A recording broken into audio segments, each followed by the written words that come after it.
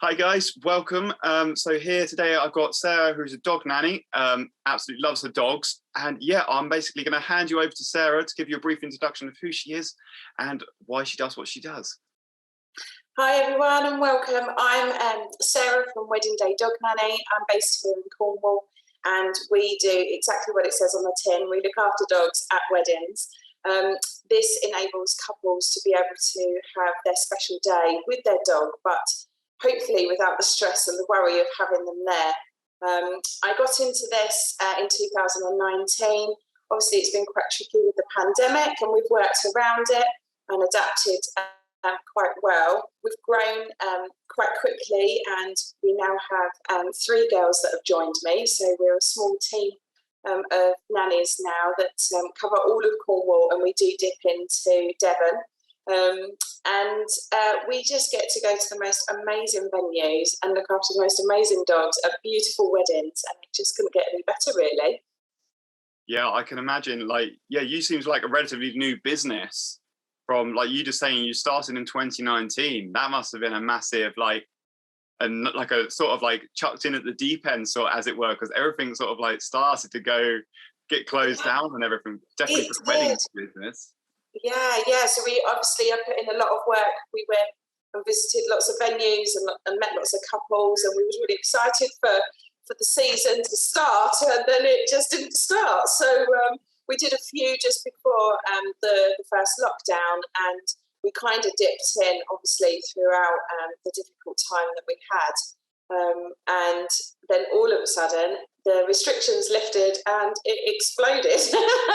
And we were absolutely so busy last summer. It was absolutely incredible. I mean, so many weddings all crammed into such a short space of time. You didn't know whether you was coming or going, but it was so nice to actually get out there and do what we do and meet the couples and spend some time with the dogs at some stunning venues here in Cornwall. Yeah, I definitely remember like last summer. It was once it opened up again, it was like, oh, weddings galore, and it was just like bang, bang, bang, bang, bang. Like I was doing like 4 or 5 weddings a week, and I was just like, I'm gonna stop at some point. But it was brilliant. Like I loved every minute of it. I was like, yeah, come on, let's keep this going, keep this going. I was like, this is insane. Absolutely. I mean, we worked right up until our last wedding was the 28th of December. So we worked fully right up until then. I think I spent most of my time on the A30 somewhere, travelling up and down to various different venues with packed lunch in the boot and all our kit. So, yeah, no, it was extraordinary. I mean, I think the whole industry has really felt it and thoroughly loved it. And it's so nice to get back and see the faces of all the people that you networked with and met sort of pre-lockdown to kind of catch up with them and see how they're getting. So that was brilliant. Yeah, it's absolutely brilliant being able to meet up with people again and then remember all the couples as well, because obviously a lot of the couples have had to wait like 2 years and have to move all their dates in and around, and it's just like, oh yeah, I forgot I met you, and they're like, oh yeah, I was like, I was trying to remember I was trying to put a name to a face, and it's like, I was like, I can picture you, but I was like, I just can't put a name to your face and everything. Yeah, and I think even the nerves on the day of the weddings for the couples were, is this really going ahead? We've cancelled this 6 times already. Like, they were almost in denial that they were actually going to get married that day because, they had waited so long. So a lot of emotions and, it was just wonderful. It was just so lovely just to be out there again and doing what we do. So. Perfect. Yeah. So do you have any sort of standout moments of extra special days that you had some really of your favorite dogs there?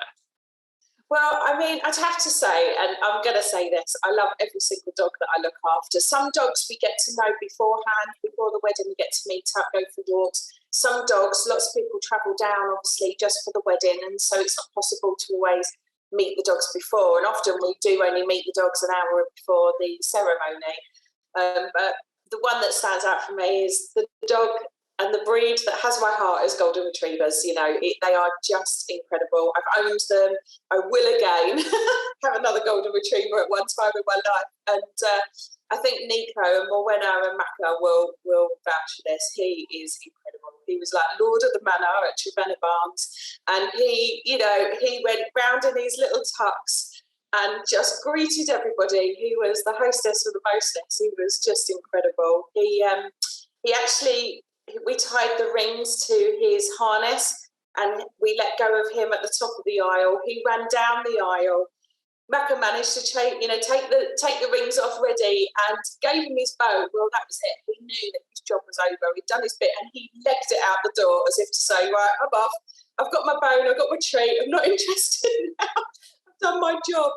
And he just, and I've met him a few times since and, we meet up for walks and things and they live here in Cornwall, so I'm so lucky to get to see him again. But we've had from teeny tiny chihuahuas right up to, big golden retrievers and bigger. So every dog and every wedding is kind of so special to us. And it's so important that we do the job that we do to allow them to be there and kind of take the stress off of everybody. And so the guests can just enjoy themselves and they don't have to worry whether the dog needs a walk or feeding or is a little bit anxious. So that's kind of where we come in. So no, I suppose Nico, he stole my heart, but all of the dogs, we've had such a wonderful time and we're so lucky, that we have this rapport with the dogs that they literally do just settle with us so easily and so quickly. So that's brilliant to hear because I remember I went to my brother's wedding and he's got a dog. It's called Mabel, what is it? It's a poodle cross cavalier. Oh, wonderful. Yeah. Lovely dog. It's such like a little bundle of energy, joy. And it's fascinating to they put I think they put a bow tie on it. I can't quite remember. But I mean, there wasn't anyone there to look after it. Luckily, they had some rooms that the dog was allowed to be in, but I mean, there was no they didn't have a service or anything, which would have been so much nicer to actually have a more involved in the actual ceremony and everything itself. That would have been absolutely ideal. Obviously, this was up in Yorkshire, and I don't know if my brother even thought of that but yeah, that would have been brilliant if they could have had your services up there sort of thing. Yeah, definitely. Yeah, it's so nice because they can be a part of it. They can be in the ceremony if the couples want them to. Definitely in the photos. Obviously, they are just so funny. They're brilliant in the photos. But also just to meet and greet. So everybody feels that they're a part of it, but no one kind of has to have the responsibility to worry about them. And often when they're put into the rooms in the evening when people are eating or the party, they can become distressed, and get upset if they're left in the room on their own. And so it's just nice that they've got us as a companion to kind of look after them and cater to all their needs, So yeah, no, it's great. So jumping back a little bit, would you say that the Golden Retriever is your favourite breed of dog? The problem with me is I love all dogs. I think for me, I always wanted a Golden Retriever growing up. Actually, my husband now, he grew up with a Golden Retriever who I was lucky enough to meet sort of many years ago. And so I always knew as soon as I met him that was probably the breed I was going to have once I had my children. And he was called Kaiser Chief, so obviously after the Kaiser Chiefs. Kaiser, we got him, Oren was about 3.5 and Anya was only 14 months old, so they really grew up with him.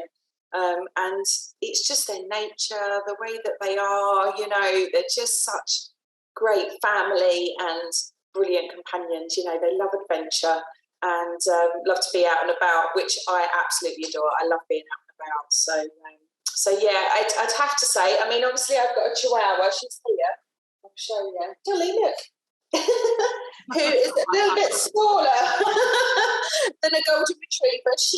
She grew up with Kaisi until we lost him about 4 years ago, so she's our own dog at the minute. Look, you're going to say no. Hello. So she, a size difference, but we love her. You know, she is so easy actually to have and to care for. She's got such a great little character. So, you know, Chihuahuas and Golden Retrievers might not seem the classic mix, but they are fabulous. They quite often are, though, aren't they? You quite often see like a big dog with a small dog. It seems to be that sort of like companionship. Like I used to have a chocolate lab when I was growing up, and we had a Poochie as well. Oh, right. Poodle cross with Shih Tzu. We still got her. She's Muffin. She obviously is with my mum, and they were the two completely different size difference as well. And it was they get on great though, don't they? Yeah, they're definitely the boss though. It doesn't matter how big the other dog is. 100%. I always remember they always had their two separate beds, but Muffin would take over the big bed of the chocolate lab, and the chocolate lab would squeeze into the small, tiny little bed because definitely, no, she definitely ruled the roost. I mean, he was sort of 35 kilograms, she's 2.5 kilograms, but she definitely told him what for. But one day when I'm not so busy, we will get another.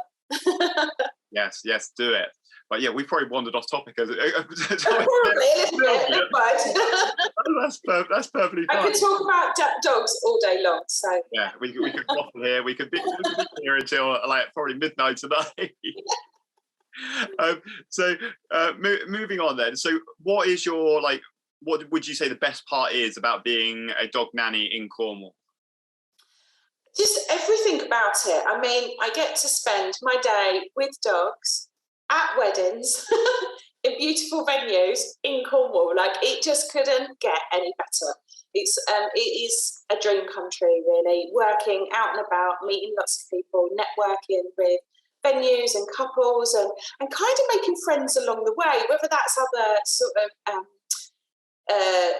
industries that are there, you know, sort of photographers and all the people that make the wedding industry what it is, and networking with them and kind of becoming a family or friends with them. As I said, meeting up with my couples again and kind of keeping in touch with them. And sort of wonderfully, a lot of my couples have now fallen pregnant. So it's watching their journey with, you know, their dogs and bumps and babies, you know, coming along. It's just so wonderful. I mean, 26 years I've spent in the NHS working, and this couldn't be any different if I possibly tried, really. So I knew I wanted to work with dogs. That was an ultimate. When we relocated to Cornwall, dogs was how I wanted to work, but I didn't really know how. I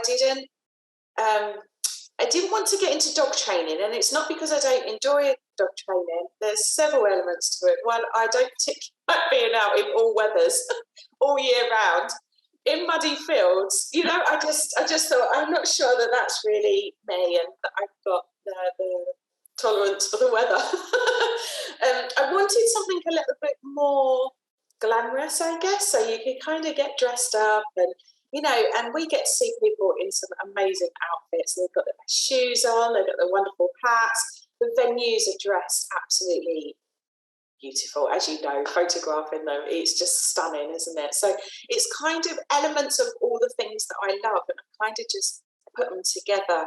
And it came to me probably a few years after we got married. Obviously, we had the two dogs at that point. I desperately wanted them to come to the venue for a short time so that we could get photos, and I literally couldn't find anyone because either people were at the wedding already, or, you know, people just weren't sort of interested in doing that.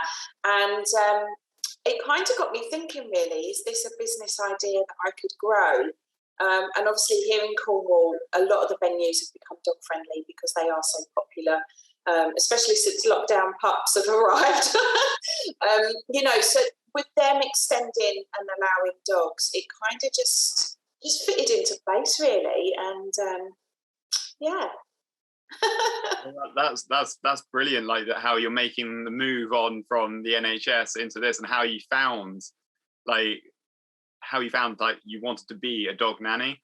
And that's absolutely amazing, really, that just obviously through your own experience you're like, oh, yes. Wow, this is and you're like, oh, this is actually an avenue you can go down, and it's obviously very popular. Like, I would say it's probably quite good that you're in Cornwall for it, really, because I think a lot more places in Cornwall are more dog friendly, as it were, Absolutely. and more like, yes, they want your dogs to be there.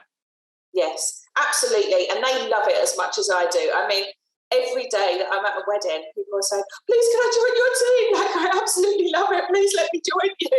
You know, and two of my brides that will be my brides this year are actually part of my team now. So, you know, they loved it so much that, that they've joined me and become part of the team. So that's, you know, obviously wonderful. You know, the NHS has been fantastic, you know, and obviously it's there for everybody, and it is just completely different. It's just a completely different avenue, and that's kind of what I wanted. And obviously, it's frowned upon to take your dog into work at the NHS, and you know, Yeah, you probably which is very unfortunate because it'd be amazing. Yeah, so yeah, it's completely different. But you know, I put in a lot of hard work for this, and I've done a lot of training, and you know, put a lot of things in place, and obviously. There are other people that are offering the service in the UK. It's predominantly, I've got a lot of connections in the Australia and America that have been doing this for quite a while. So it's quite nice to learn from them and things like that. So. Yeah, that's amazing. It's amazing also how I was just hearing about you building your team from wet brides from weddings that you've been at and everything. Like, it's amazing. You've obviously connected really well with them, and they're like, oh my, we want to do your job. We want to be a part of your team. That's absolutely. And I mean, they have their own careers as well. So they're actually, all my three ladies are actually doing it part-time, you know, on the side of what they currently do. So it's kind of ideal for them is that they get to sort of dabble in weddings and caring for dogs, and you know, alongside what they already do. One's got children already, so you know, it's just fitting around and slotting in the weddings where they can. But obviously, I need the help where we're so busy, and it's nice to kind of extend that experience to other people. So. It's amazing to hear how your business is basically like booming. It's a job. Yeah. What top tips would you give like couples looking for a dog nanny?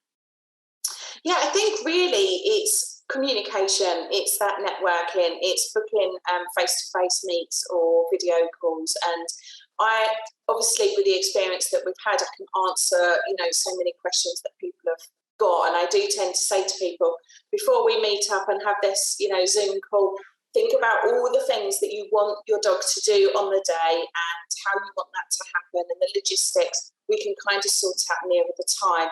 So it's really just talking to them and just finding out exactly what they want. Some brides and grooms want their dog picked up from another venue, which could be a dog boarder or a kennel. Some will be at the venue already. And then it's just talking about what they want on the day and how they want that to work. And we kind of slot in and make it happen for them. But really, obviously, it's making sure that venues are dog friendly. That's kind of, you know, a biggest thing. A lot here in Cornwall are working farms, and so they physically can't have dogs even if they're on lead and got a chaperone. It's just not allowed if they've got livestock and things like that, which is completely understandable. But we do, we can pick up the dog and then take them for the photos. So if they're going to go off that venue to maybe a beach, we could meet them there for photos and do that as well. So they can kind of still capture the moment, even though they weren't there during the ceremony.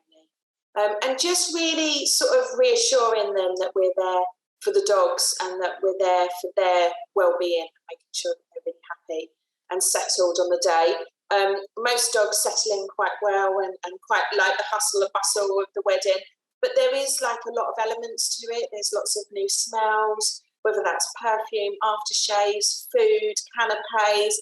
You know, there's lots of noise. There's generally music, live music. So sometimes dogs never obviously encountered that. So it's really important that we're there to advocate for the dog and make sure that we can see that they're happy and settled and kind of nip off and have some time out if they're not coping too well with the day. So it's really just sort of looking at the pain points of people that they might think, oh, I really want them there, but I'm really worried about how many guests there's going to be and that the dog's not going to cope. And we'll just sort of reassure them that we'll keep away from the crowd, we'll go off for walks, and then perhaps when we do the photos with the photographer, it's actually away from the main crowd, and just things like that. Really, it's just sort of talking it through and seeing how we can help them.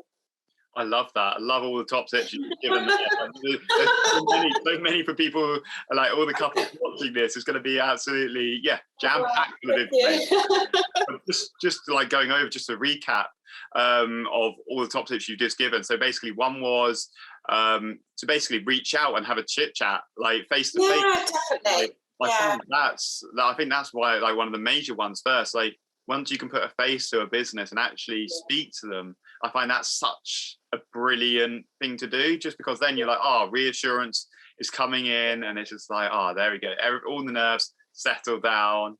Yeah, definitely. Yeah. And also we do get a lot of people that are travelling into Cornwall for weddings, so they worry, quite a lot that, we're not going to meet the dogs beforehand. Obviously, we do try the best we can, but obviously we are in time constraints, in the height of the season and things like that. So, it can be tricky to pre-meet them, but generally, every dog that we've ever had, even the most trickiest ones, settle with us quite quickly. So, yeah. What would you say is the trickiest dog you've had? If you want to say, you don't have to say. No, I probably won't say, because it won't be fair, because nobody wants to think that their dog was the trickiest. But believe me, we've had some. Generally, most dogs are very sociable. They're used to being out. They're used to visiting and used to travelling. But obviously, we do get some that find it really difficult. One dog, he wasn't difficult at all. He was absolutely amazing. He'd never been left in his 14 years of life. Ever. With anybody, ever. And he stayed with me the entire day. He was absolutely brilliant. So lots of treats, lots of cuddles, lots of reassurance. It's all about how you approach them, and they know that we're there to look after them, that they're safe with us. So we've had some tricky ones, but we'll leave it at that. I'll quickly summarise the other tips you gave. So the other ones were to basically plan out your day, like really strategically know what time frames, whether you're allowed dogs there as well. And then if you're not, try and plan like a shoot elsewhere to include them. So you are including your dog on your day. Yes. Yeah, basically just had to have fun with it. And absolutely. And although we kind of map out the day, I've had brides literally on the day, as they are literally walking down the aisle, change their mind. They don't want the dog walking down the aisle, which is absolutely fine. We are so adaptable that we are there for whatever they need at any point. So, if there is a change of mind, actually, I do want them to walk down the aisle, such and such is going to do it, then, I just kind of make sure that they're safe and they're, on lead. And then I find my way, in the aisle, and I can take them back, and vice versa. So we kind of map that out 6 weeks before, generally what they want and how it's going to work. And then even on the day, literally as the bride was about to walk down the aisle, she went, I don't think she's going to cope with it. I'd rather just focus on what I've got to do. And that was fine. We just went and sat in the front aisle and enjoyed it. That's amazing. That's an amazing story. I've loved everything you've spoken about today. It's actually opened like sort of my eyes up as well to like a different business, sort of like, because obviously I'm just there for the photographs and everything. I don't really always see obviously your sort of side of it. Like if there is a dog in at the wedding, it's like, I didn't even really think that all that actually went into the planning and everything, and it's amazing. Yeah, no, it's fun. It's so much fun, so we love it. That's brilliant. I love how your dog's just sat there in the background as well. Like, she's asleep now. She's like, she's talking again. fast asleep, and it's like, there you go. Yeah, just shut my eyes. There you go. Off to sleep. That's brilliant. Thank you very much for joining me. I just wanted to finish off now with basically, how can couples find you? How can they reach out to you? So we're obviously on social media, because who isn't these days? But Wedding Day Dog Nanny is Instagram and Facebook, and we've got a website as well, which is all on my Instagram. and I can give you the details. Well, you've got the details that you can pop up after. But yeah, social media, we're happy to take messages or emails, and we do try and get back as soon as we can. Obviously, sometimes that's tricky, but we do our best. Well, thank you very much for all of that. That was absolutely amazing. And yeah, for all the couples, I'll drop all the links in the notes below anyway, so you'll easily be able to find you. Thank you. That is brilliant. Thank you very much. Lovely. Thank you.